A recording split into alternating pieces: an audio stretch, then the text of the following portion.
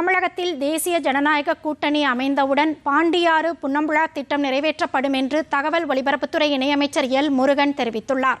கோவை மாவட்டம் அன்னூர் அருகேயுள்ள பெரியபுத்தூர் கிராமத்தில் இந்த திட்டத்தை நிறைவேற்ற வலியுறுத்தி விவசாயிகள் குழுவின் ஆலோசனைக் கூட்டம் நடைபெற்றது. இந்த கூட்டத்திற்கு பிறகு அவிநாசி சட்டமன்ற பாஜக வேட்பாளர் எல் முருகன் விவசாயிகளை சந்தித்து குறைகளை கேட்டறிந்தார்.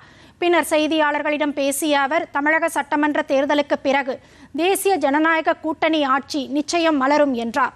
அப்போது பாண்டியாறு புன்னம்புழா திட்டம் நிறைவேற்றப்படும் என்று எல் முருகன் கூறினார்.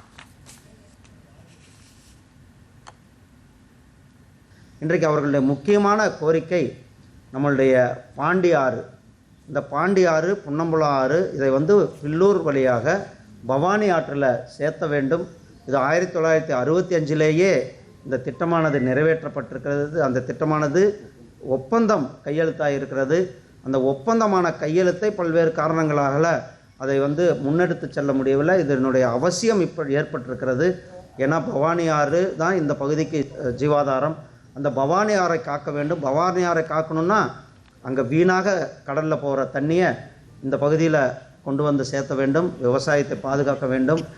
மக்களையும் பாதுகாப்பதற்கு அந்த தண்ணீர் தேவை என்பதை அவர்கள் வலியுறுத்தியிருக்கிறோம். அவர்களுக்கு நான் ஒரு உத்தரவாதத்தை கொடுத்திருக்கிறோம். இந்த திட்டத்தை நிறைவேற்றுவதற்கு முழுமையாக உங்களுடன் இருந்து 3 ஆண்டுகளில் இந்த திட்டத்தை நிறைவேற்றி கொடுப்போம் என்ற அந்த உத்தரவாதத்தை நான் விவசாயிகளுக்கு கொடுத்திருக்கிறேன்.